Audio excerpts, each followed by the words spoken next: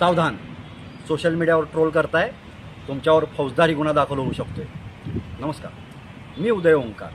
आज आपण या अतिशय गंभीर महत्त्वाच्या मुद्द्यावर बोलणार आहोत, ट्रोलिंग आणि भारतीय कायदा।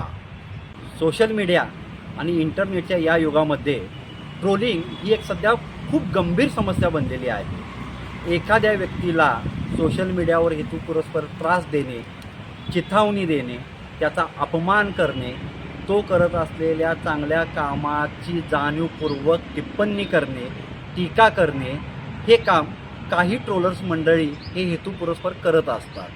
ह्या त्रासाला वैतागून ज्यावेळी एखादी व्यक्ती ह्या ट्रोलर्सना जाब विचारायचा प्रयत्न करते, त्यावेळी मात्र ही ट्रोलर मंडळी अभिव्यक्ती स्वातंत्र्याच्या नावाखाली पडद्याआड लपून बसतात आणि सरळ म्हणतात की आम्हाला अभिव्यक्ती स्वातंत्र्य आहे आणि आम्ही टिप्पणी करू शकतो, आम्ही समाज माध्यमावर व्यक्त होऊ शकतो।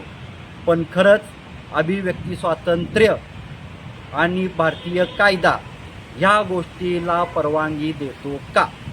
असेच माहितीपर व्हिडिओ बघण्यासाठी आम्हाला फॉलो करा।